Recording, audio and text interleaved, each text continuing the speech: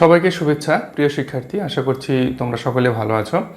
তো আজকে আমরা যে বিষয়টি নিয়ে আলোচনা করব সেটি তোমরা দেখতে পাচ্ছ যে আয়ন এর ইলেকট্রন বিন্যাস নিয়ে আমরা আলোচনা করব। তো গত ভিডিওতে আমি তোমাদেরকে মোটামুটি ইলেকট্রন বিন্যাসের আউটবাউ নীতি এবং হুন্ড নীতি এই দুটো নীতি নিয়ে আলোচনা করেছিলাম। তো আজকে আমি আয়নের ইলেকট্রন বিন্যাস কিভাবে করতে হয় সেটি তোমাদেরকে দেখাবো। তো মূলত আয়নের ইলেকট্রন বিন্যাস করার জন্য আমাদেরকে আসলে আউটবাউ নীতিকেই মূলত ফলো করতে হবে। তো সে প্রেক্ষিতে আমাদের আয়নের ইলেকট্রন বিন্যাসগুলো করতে হবে। তো চলো, আয়নের ইলেকট্রন বিন্যাস করার জন্য প্রথমে আমাদেরকে আমরা জানি মূলত আয়ন দুই রকম, একটা ক্যাটায়ন এবং অ্যানায়ন। তো আমরা ক্যাটায়নের জন্য ইলেকট্রন বিন্যাস করব এখন।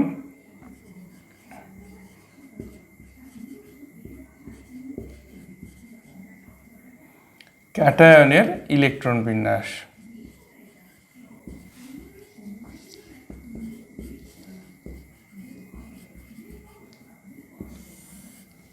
ক্যাটায়নের ইলেকট্রন বিন্যাস। তো ক্যাটায়নের ইলেকট্রন বিন্যাস করার জন্য খুব সিম্পলভাবে আমরা যদি বলি, যেমন সোডিয়াম একটি ইলেকট্রন ত্যাগ করে সোডিয়াম আয়নে পরিণত হয়।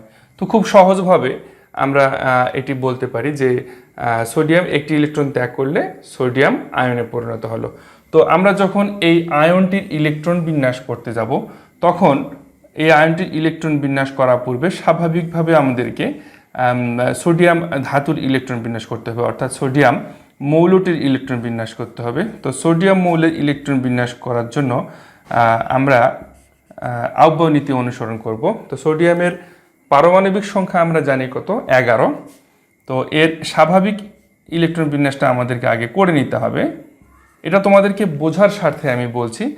যখন আমরা আয়নের ইলেকট্রন বিন্যাস করব তখন আর এই স্বাভাবিক ইলেকট্রন বিন্যাসটি আমাদের প্রয়োজন নেই। তোমরা যখন একটা জিনিস চর্চা করতে করতে তোমরা যখন অভ্যস্ত হয়ে যাবে, তখন আর স্বাভাবিক ইলেকট্রন বিন্যাসটি করার প্রয়োজন হয় না। তো 1s2 2s2 2p6 3s1।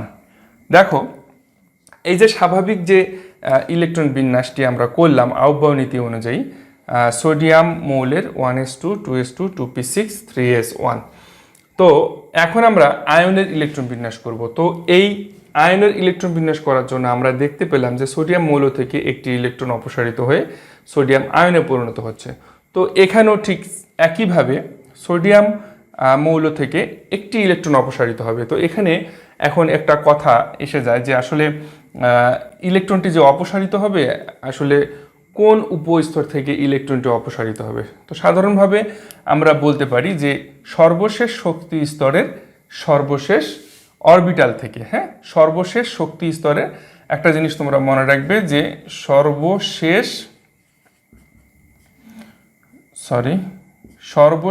শক্তি স্তর,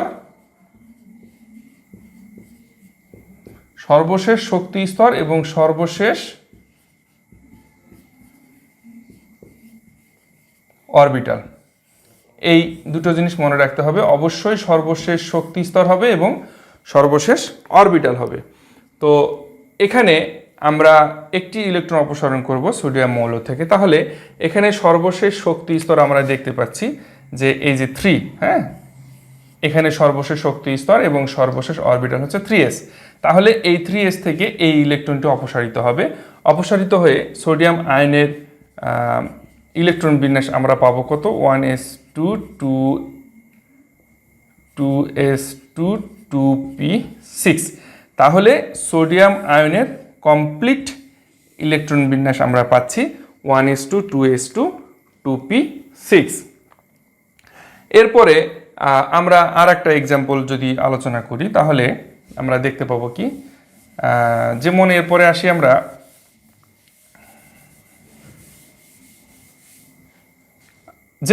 এরপরে আসি আমরা ম্যাগনেসিয়াম। একইভাবে খুব সহজভাবে যদি বলি আমরা ম্যাগনেসিয়ামের 12, তাহলে এর সাধারণ ইলেকট্রন বিন্যাস 1s2 2s2 2p6 3s2। আচ্ছা, তো 1s2 2s2 2p6 3s2 magnesium এর পারমাণবিক সংখ্যা 12, আমরা এর ইলেকট্রন বিন্যাস পেলাম, এটা স্বাভাবিক। তো আমরা জানি ম্যাগনেসিয়াম কি করে, দুইটি ইলেকট্রন অপসারিত করে। হ্যাঁ, ম্যাগনেসিয়াম মৌল থেকে দুইটি ইলেকট্রন অপসারিত হয়ে ম্যাগনেসিয়াম 2+ আয়নে পরিণত হয়। তাহলে এই ম্যাগনেসিয়াম 2+ আয়নের আমরা ইলেকট্রন বিন্যাস পাবো কত, ম্যাগনেসিয়াম 2+। তাহলে এই ম্যাগনেসিয়াম 2+-এর জন্য আমরা ইলেকট্রন বিন্যাস পাবো, যেহেতু দুটো ইলেকট্রন অপসারিত হয় তাহলে অবশ্যই সর্বশেষ শক্তি স্তর এবং সর্বশেষ অরবিটাল। তাহলে এখানে সর্বশেষ শক্তি স্তর এবং সর্বশেষ অরবিটাল হচ্ছে 3s। তাহলে এখান থেকে দুটো ইলেকট্রন অপসারিত হবে, অপসারিত হলে আমরা পাবো 1s2 2s2 2p6। তাহলে ম্যাগনেসিয়াম 2+ এর ইলেকট্রন বিন্যাস আমরা পাবো 1s2 2s2 এবং 2p6। এরপরে আমরা আরো কিছু এক্সাম্পল দেখি। যেমন আমরা আয়রনের ক্ষেত্রে আসি। আয়রনের পারমাণবিক সংখ্যা 26। তো এর সাধারণ ইলেকট্রন বিন্যাস 1s2 2s2 2p6 3s2 3p6 2s2 2p6 3s2 3p6 4s2 3d6 1s2 2s2 2p6 2 2 4 6 4 10 2 12 আর 6 18 18 আর 2 20 6 26। হ্যাঁ, তো একটা জিনিস এখানে লক্ষ্য করতে হবে যে আয়রন এর স্বাভাবিক ইলেকট্রন বিন্যাস আমরা পেলাম এটি। আর আয়রন এর আয়নের কথা যদি বলি, তো আয়রন স্বাভাবিকভাবে দুটো ইলেকট্রন দুটো ইলেকট্রন ত্যাগ করে আয়রন 2+ হয় এবং আবার আয়রন 3টা ইলেকট্রন ত্যাগ করে আয়রন 3+ হয়। তো সেক্ষেত্রে আমরা যদি আয়রন 2+ এর ইলেকট্রন বিন্যাস করি, অর্থাৎ Fe2+ এর ইলেকট্রন বিন্যাস যদি আমরা করি, তাহলে আমরা কি পাবো, যে আয়রন থেকে দুটো ইলেকট্রন অপসারিত হয়। দুটো ইলেকট্রন অপসারিত হলে সেই দুটো ইলেকট্রন আসলে কোথা থেকে অপসারিত হবে, অনেকে এই জায়গাটা ভুল করে ফেলে, যে হয়তোবা 4s2 আগে থাকার কারণে অনেকে মনে করে যে 3d অরবিটালটি হয়তোবা সর্বশেষ অরবিটাল, কিন্তু আসলে তা না। খুব সহজভাবে যদি তোমরা বুঝতে চাও যে সর্বশেষ শক্তি স্তর আমরা দেখলে এখানে বুঝতে পারবো যে সর্বশেষ শক্তি স্তর হচ্ছে এখানে 4, প্রধান কোয়ান্টাম সংখ্যা এখানে n এর মান রয়েছে 4, এখানে রয়েছে 3, তাহলে অবশ্যই এটা সর্বশেষ শক্তি স্তর। আর অরবিটাল যদি হয়ে থাকে তাহলে অবশ্যই এটিই সর্বশেষ অরবিটাল, কারণ 4s এর পরে কোনো 4p অরবিটাল এখানে নেই।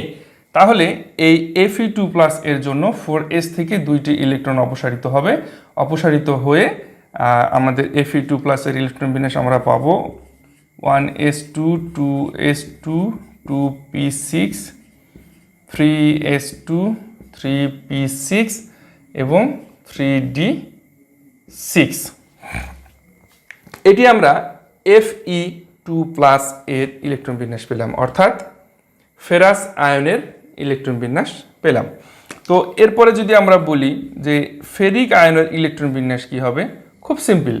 এখান থেকে দুটো ইলেকট্রন অপসারিত হবে, তারপর পরবর্তী যে সর্বশেষ অরবিটালটি রয়েছে, অর্থাৎ তার পরবর্তী যে সর্বশেষ অরবিটাল, তার পরবর্তী সর্বশেষ অরবিটাল কি পাবো আমরা, অবশ্যই 3d।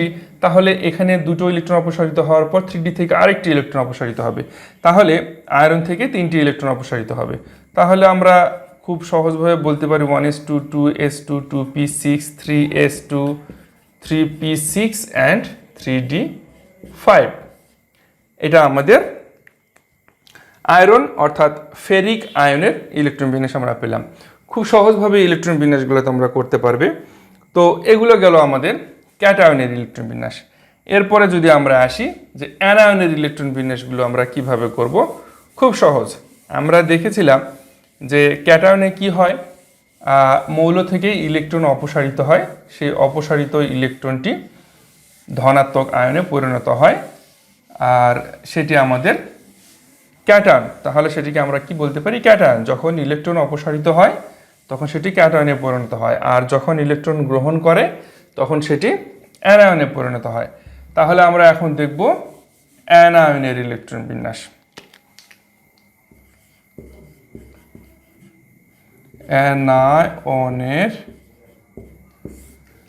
অ্যানায়নের ইলেকট্রন বিন্যাস। তো অ্যানায়নের ইলেকট্রন বিন্যাসের জন্য আমরা খুব সহজভাবে বলতে পারি যে, ধরে নিলাম ফ্লোরিন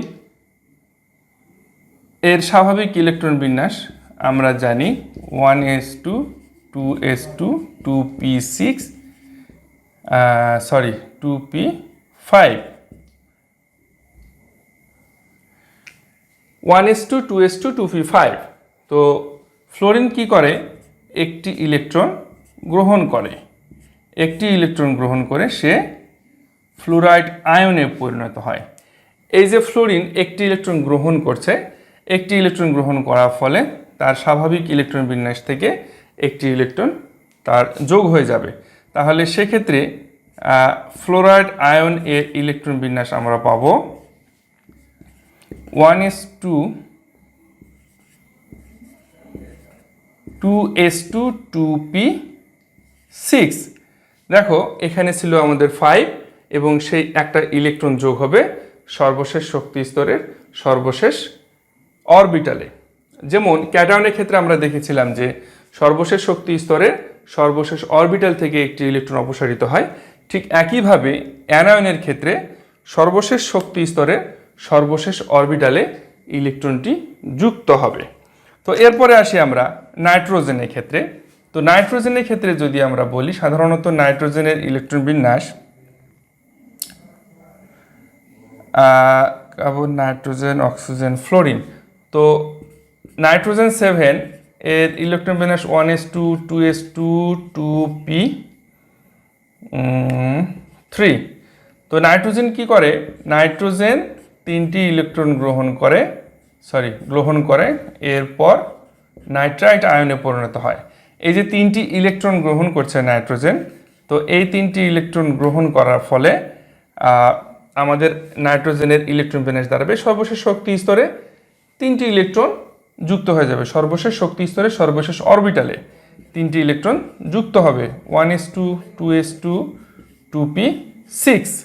আগে ছিল আমাদের 2p3 এবং হয়ে যাবে আমাদের 2p6। এখন একটা বিষয় না বললেই তোমাদের নয়, যে আমি তোমাদের বোঝানোর স্বার্থে স্বাভাবিক ইলেকট্রন বিন্যাসটি লিখে দিচ্ছি এবং তারপর আয়নের ইলেকট্রন বিন্যাসটি লিখে দিচ্ছি। তো তোমাদের পরীক্ষায় বা যদি কোনো জায়গায় বা এমসিকিউতে বা সৃজনশীলে যেখানে হোক যদি আয়নের ইলেকট্রন বিন্যাস লিখতে বলে, তাহলে অবশ্যই তোমাদেরকে আয়নের ইলেকট্রন বিন্যাস যেটি হবে সেটি লিখতে হবে। তোমাদের আর এই সাধারণ ইলেকট্রন বিন্যাসটি লেখার সেক্ষেত্রে সেখানে প্রয়োজন নেই। কারণ যদি প্রশ্ন করা হয়ে থাকে যে তোমরা আয়নের ইলেকট্রন বিন্যাস করো, অর্থাৎ এই নাইট্রাইট আয়নের ইলেকট্রন বিন্যাস করো, তাহলে তোমাদের এই নাইট্রোজেনের জেনারেল ইলেকট্রন বিন্যাস বা সাধারণ ইলেকট্রন বিন্যাসটি করার কোনোই প্রয়োজন নেই। তোমরা স্বাভাবিকভাবেই আয়নের যে ইলেকট্রন বিন্যাস হবে সেটি ইলেকট্রন বিন্যাস করে দেবে। সেরকম আমি এতক্ষণ যে এক্সাম্পলগুলো তোমাদেরকে বললাম প্রত্যেকটির ক্ষেত্রেই তাই। তো আমি তোমাদেরকে স্বাভাবিক ইলেকট্রন বিন্যাসটি দেখিয়েছি তোমাদের বোঝার সুবিধার জন্য, তোমরা যাতে খুব সহজে বুঝতে পারো এবং তোমাদের যাতে বুঝতে তেমন কোনো অসুবিধা না হয় সেই কারণে আমি সেভাবে ইলেকট্রন বিন্যাসটি তোমাদেরকে দেখিয়েছি। তো আয়নের ইলেকট্রন বিন্যাস অনেকের কাছে একটু অসুবিধা বলে মনে হয়, তো আমি তোমাদেরকে আজকে অনেক সহজভাবে বলে দেওয়ার চেষ্টা করলাম এবং তোমরা এভাবে বাকি ইলেকট্রন বিন্যাসগুলোও করতে পারবে আয়নের। তারপরেও যদি তোমাদের কোনো সমস্যা থেকে থাকে তাহলে অবশ্যই তোমরা এই ভিডিওর নিচে কমেন্টে তোমরা জানাতে পারো যে তোমাদের কী ধরনের সমস্যা হচ্ছে। আর অবশ্যই ভিডিওটি তোমাদের বন্ধুবান্ধবদের মধ্যে শেয়ার করবে যাতে সকলেরই কিছুটা উপকার হয় আর কি। তো আরও যদি কোনো কিছু জানার থাকে বা কোনো প্রশ্ন থাকে তাহলে অবশ্যই তোমরা এই ভিডিওর নিচে ডেসক্রিপশন বক্সে আমার সব কিছু ডিটেলস দেওয়া থাকবে, তোমরা আমার সঙ্গে যোগাযোগ করতে পারো। তো ধন্যবাদ সকলে, ভালো থাকো, সুস্থ থাকো, ভালোভাবে পড়াশোনা করো। আগামীতে আবার অন্য কোনো ভিডিও নিয়ে আমরা উপস্থিত হব।